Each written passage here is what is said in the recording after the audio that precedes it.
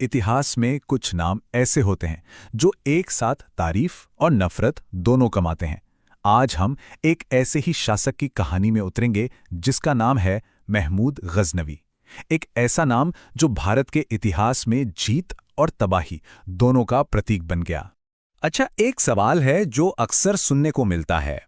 कौन था वो शासक जिसने भारत पर एक या दो बार नहीं बल्कि कई बार लगातार हमले किए? जी हाँ, 17 बार। ये कोई छोटी मोटी संख्या नहीं है। ये नंबर अपने आप में महमूद गजनवी के भारतीय अभियानों की पूरी कहानी बयां करता है। एक ऐसी कहानी जो दौलत, ताकत और बहुत ज्यादा विनाश से भरी हुई थी। तो चलिए कहानी को बिल्कुल शुरुआत से समझते हैं। आखिर ये सब शुरू कहां से हुआ? महमूद की कहानी असल में उसके वंश यामिनी वंश के उदय के साथ ही शुरू होती है। तो देखिए, इस वंश की नींव रखी थी अलप्तगीन ने, जो कभी एक तुर्क गुलाम हुआ करता था।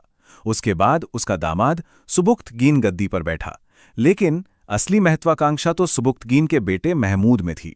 उसने 998 ईस्वी में अपने ही भाई को रास्ते से हटाकर सत्ता पर कब्जा कर लिया। मतलब शुरुआत से ही इरादे साफ थे। महमूद के टाइटल्स को देखिए, ये उसके कैरेक्टर के बारे में बहुत कुछ बताते हैं। वो पहला ऐसा शासक था जिसने खुद को सुल्तान कहलवाया, एक तरह से अपनी आज़ादी का ऐलान करते हुए। खलीफा ने उसे यमीन उद्दौला का खिताब दिया, जिसका मतलब है साम्राज्य का दाहिना हाथ। लेकिन भारत में उसके कामों की वजह से उसे एक और नाम मिला, बुत शिकन, यानी मूर्तियों को तोड़ने वाला। और बस यहीं से शुरू होता है कहानी का वो अध्याय जिसके लिए महमूद को सबसे ज्यादा जाना जाता है। भारत पर किए गए वो 17 हमले जिन्होंने इतिहास का रुख ही मोड़ दिया। जरा सोचिए, लगभग 27 सालों के अंदर 1000 से 1027 ईस्वी तक महमूद की फौजें बार बार खैबर दर्रे को पार करके भारत आती रहीं और उस वक्त राजनीतिक तौर पर बटे हुए उत्तर भारत में जमकर तबाही मचाई। उसके हमलों का दायरा बहुत बड़ा था। पहले उसने पेशावर में राजा जयपाल को हराया, फिर उनके बेटे आनंदपाल को। 1018 में तो उसकी सेना ने मथुरा और कन्नौज जैसे पवित्र शहरों को भी नहीं बख्शा। लेकिन उसका सबसे बदनाम हमला हुआ 1025 में गुजरात के सोमनाथ मंदिर पर।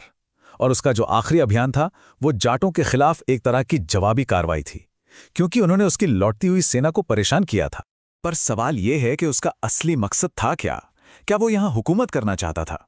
नहीं, महमूद का मुख्य लक्ष्य भारत में राज करना नहीं था। उसका इरादा था यहां के मंदिरों और शहरों में जमा बेहिसाब दौलत को लूटना और उस दौलत से अपनी राजधानी गजनी को सजाना, उसे मध्य एशिया का सबसे ताकतवर सेंटर बनाना। सोमनाथ पर जो हमला हुआ वो उसकी इसी लालच और क्रूरता का सबसे बड़ा सबूत था। मंदिर की अकूत संपत्ति को लूटा गया, पवित्र शिवलिंग को तोड़ दिया गया। ये घटना भारतीय इतिहास में एक बहुत गहरे जख्म की तरह दर्ज हो गई। ये साल 1025 ईस्वी, इसे याद रखना जरूरी है। ये सिर्फ एक तारीख नहीं है, बल्कि महमूद के भारतीय अभियानों के सबसे विनाशकारी अध्याय का प्रतीक है।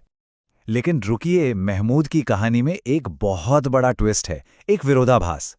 एक तरफ वो भारत में एक लुटेरा था, तो दूसरी तरफ अपनी राजधानी में एक निर्माता और कला का कद्रदान। है ना अजीब बात? भारत से जो भी धन वो लूट कर ले गया, उसका इस्तेमाल उसने गजनी को संवारने में किया।